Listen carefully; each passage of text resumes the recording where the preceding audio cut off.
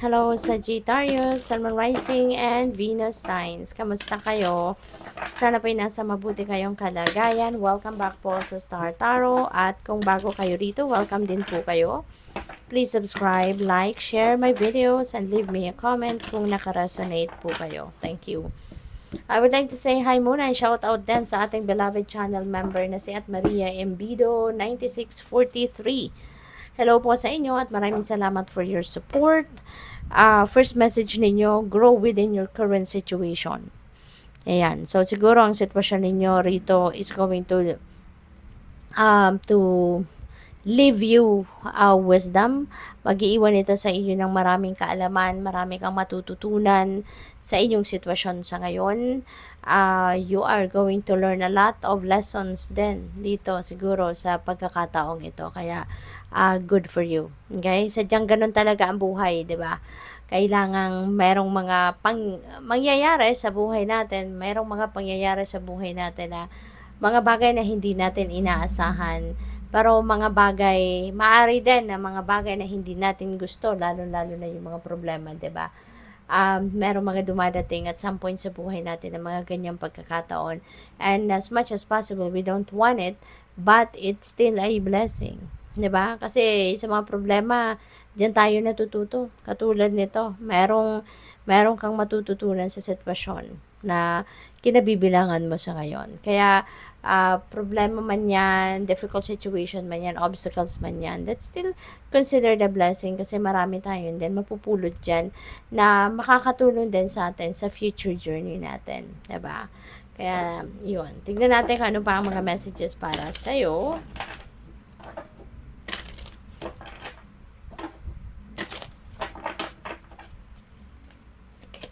We have regret. I know that I cannot change the past. Yan. So, na-realize ninyo na hindi na ninyo mababago ang inyong nakaraan. No? Hindi nyo na, wala na kayong magagawa pa doon. Kasi tapos na yon, that's behind you. 'Di ba? At maganda, no? Na-realize ninyo na yun nga, hindi nyo na mababago yon. Pero, meron kayong magagawa. 'Di ba? Sa ngayon, meron kayong mababago sa ngayon. Pwede ninyong i-improve ang sarili ninyo. Bitbitin ninyo yung lessons that nakuha ninyo from your past experiences at bitbitin ninyo yan sa present and sa future ninyo na mga kaganapan sa buhay, and yun ang maging inspirasyon ninyo, 'di ba? Para mas i-improve ninyo yung approach ninyo sa buhay, 'di ba? Para mas ayusin ninyo ang mga pangyayari, how you react sa mga bagay-bagay, sa mga sitwasyon, how you navigate your life, 'di ba? Sa present and in the future, yung ganon. So, yun na lang ang magagawa ninyo. 'Di ba? Pero kung babaguhin ninyo ang sitwasyon ng nakaraan, hindi mo na maibabalik 'yon. Hindi mo na mababago 'yon. But you can improve everything sa ngayon and in the future. So, tignan natin kung ano pa ang mga ganap. At maraming salamat for subscribing to my channel. And if you haven't subscribed yet, subscribe na po kayo. And maraming salamat din for those who are not skipping the ads. Malaking bagay po yan sa akin. Thank you. And kung gusto po ninyong sumali sa membership dito sa channel, i-click nyo lang po yung join button sa baba ng video. Thank you. And sa mga cross-watchers din po, maraming salamat for being here. So, we have Emperor, which is stability. You know, this is about stability, this is about organization. Yun ang gusto mong ayusin, gusto mong ayusin ang mga bagay-bagay, gusto mong mag-build dito ng strong foundation, no, sa mga bagay-bagay. Since we have 10 of Pentacles, this is about wealth, this is about money, this is about family then, no? Maaaring ikaw ay isang padre di pamilya or madre di pamilya, or pwedeng hindi naman ikaw ang nanay or tatay sa pamilya, but baka ikaw yung nag-a-assume, no?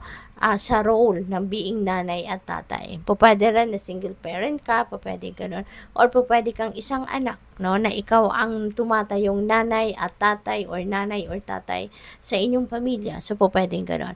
But regardless kung ano ang role ninyo sa inyong pamilya, feeling ko dito, ikaw yung parang malaki yung role na ginagawa para mag-establish ng pamilya ninyo, mag-establish ng pundasyon, no, para sa isang masayang pamilya, para sa isang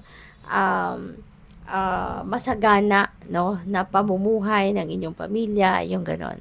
So, parang ang laki ng obligasyon mo, no, yun ang napipick up ko dito. But you are embracing that, no, that baka inaako muna yung responsibilidad na yan at ang obligasyon na yan sa inyong pamilya. Kaya ngayon, focus ka doon. Now, focus ka doon. Building your strong foundation in family and your relationships at saka money, career, and finances. No? Pwedeng ang iba sa inyo, baka kayo yung mapopromote then into a leadership role. No? Kayo yung kaya mas marami kayong perang maiuwi. Kasi, di ba, kapag mas mataas ang position mo sa trabaho, mas malaki-laki din ang amount of money na maiuwi mo, di ba? At Ten of Pentacles, this is about wealth, no? Tulad na nasabi ko kanina. So, maaari na magiging masayang-masaya na ang inyong pamilya kasi siguro makakasiguro na sila, or even you, baka ina-assure mo din, 'di ba, yung pamilya mo na you have nothing to worry about kasi kumbaga na-establish mo na or ini-establish mo na yung inyong financial future, ini-establish mo na ang inyong financial security and stability for the long term, no, hindi lang para sa sarili mo kundi para sa buo mong pamilya.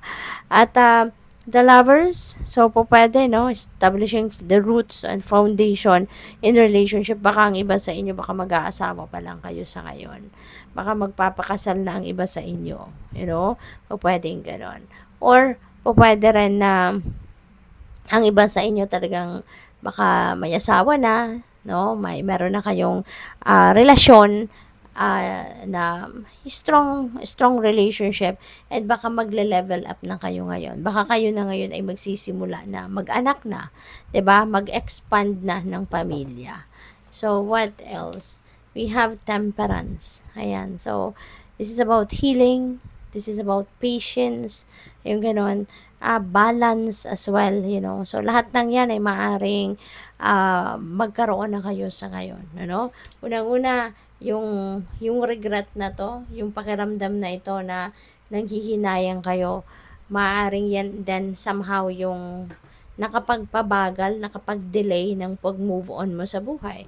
O pwedeng ganun din ang sitwasyon dyan. Kaya ngayon, maybe with the Temperance energy, baka ma-receive mo na yung healing energy from the divine at matutulungan ka ng maghilom na ang pakiramdam na to, ang sitwasyon na ito. You know? And patience. Maybe you've waited for so long para magkaroon dito ng sitwasyon na to, ng pagkakataon na to, na ma-build mo yung strong foundation sa iyong family and relationships, money, career, and finances, no? So, we also have the Two of Pentacles. Two of Pentacles is about multitasking. This is about making decisions. So, siguro ang iba sa inyo talaga ay magkakaroon ngayon ng kabisihan. Baka makaaligaga, no, ang iba sa inyo rito, Sagittarius, dahil marami kayong ginagawa. Marami kayong baka naka-line up sa isip ninyo na gagawin. Kaya, balanse, no, kailangan ninyo dito ng balanse para hindi kayo mag-cramming, hindi kayo maaligaga, you know. You need balance. Okay? Time management, no?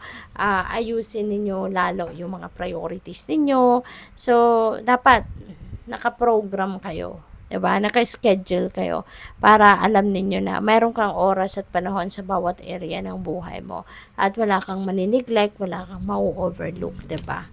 The Moon energy, you are divinely guided. Kaya sa lahat ng gagawin mo, sa lahat ng decision mo, ginagabayan ka ng universe, no? Ang kailangan mo lang gawin dito, i-access mo yung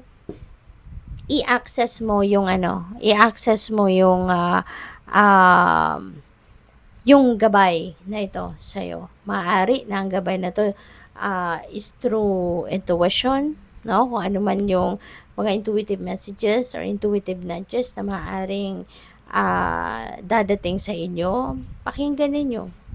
Pakinggan ninyo, yun din ang sundin ninyo at pagkatiwalaan ninyo yung mga nare-receive ninyong messages kasi that's divine guidance. So, good luck po. Thank you for watching. Love and light. Namaste.